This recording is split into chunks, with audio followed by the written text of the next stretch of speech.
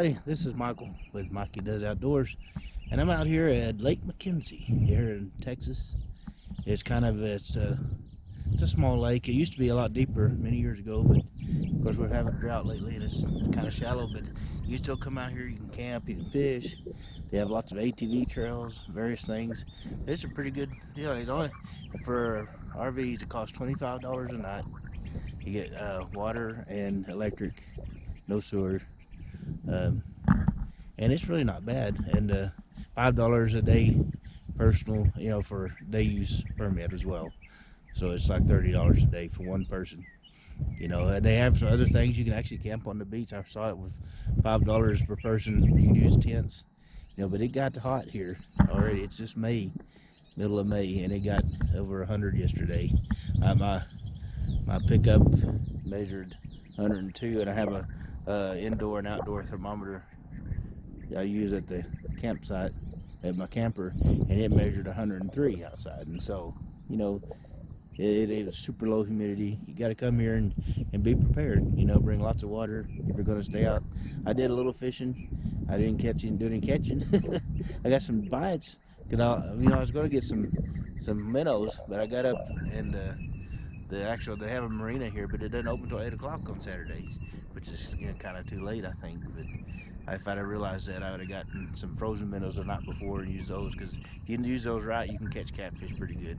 But I had a can of corn, so I went and tried to catch some carp, and I got some nibbles, but I couldn't get anything to hook up.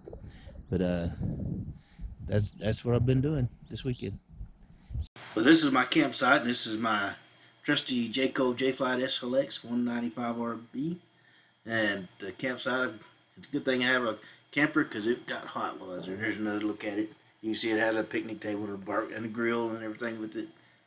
It's pretty good. It's just water and electric, but it's not bad. You walk over a little ways and you can see the lake from another campsite. Pretty far up from it at this point, but kind of a neat view, I thought. You can see over there is where I went fishing in the next day. This was the first day I got there. I got up the next morning. But here's a look at it. I've started doing lots of selfies. There's another look.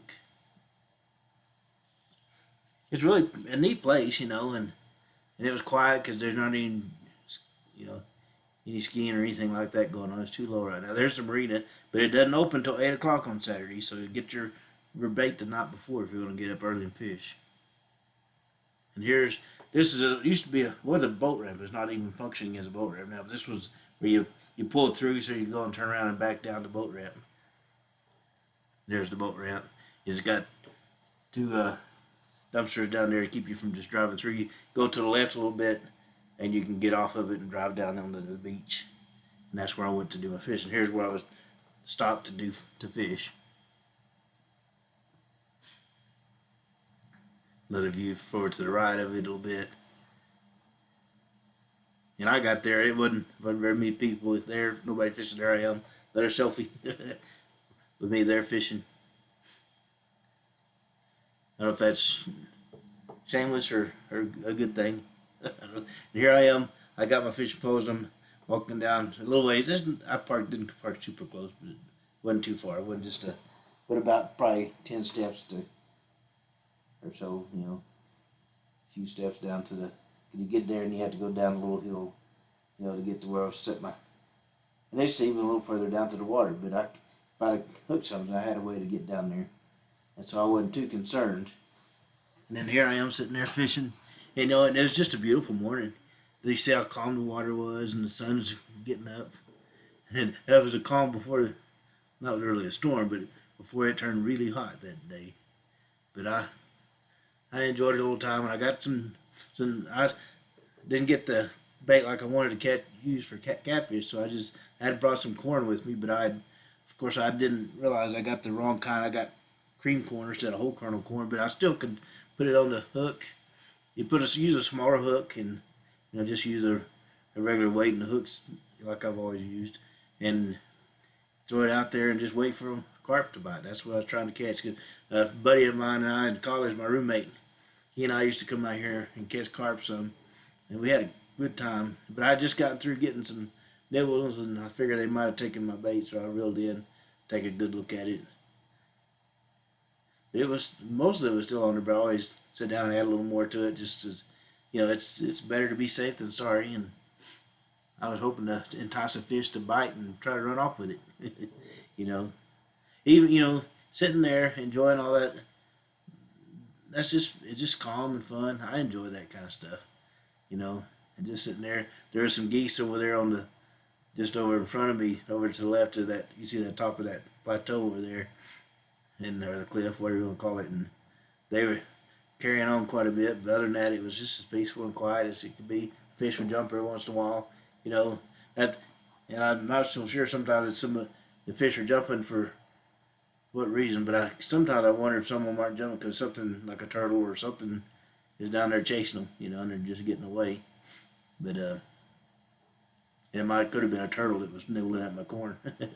I don't want to catch a turtle. I've done that before, and I don't care to do that anymore if I can avoid it.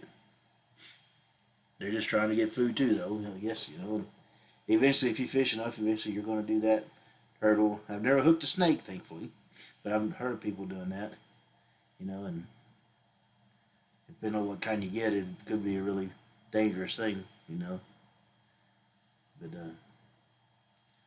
I didn't even see any snakes around there. You could, rattlesnakes can be around, and they can be in the water some, but you just have to be diligent, be aware, But and I've enjoyed using these spinning reels. For this first time I tried to use one for a bait, but I enjoyed that. It was good. I could cast a long ways.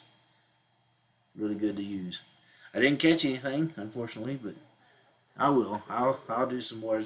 And part of it is just being there and relaxing. And they do have, you can put some fishing boats in there. You can't do any skiing or anything, but I thought I'd show you a couple of them down there fishing. Here's the scenery there.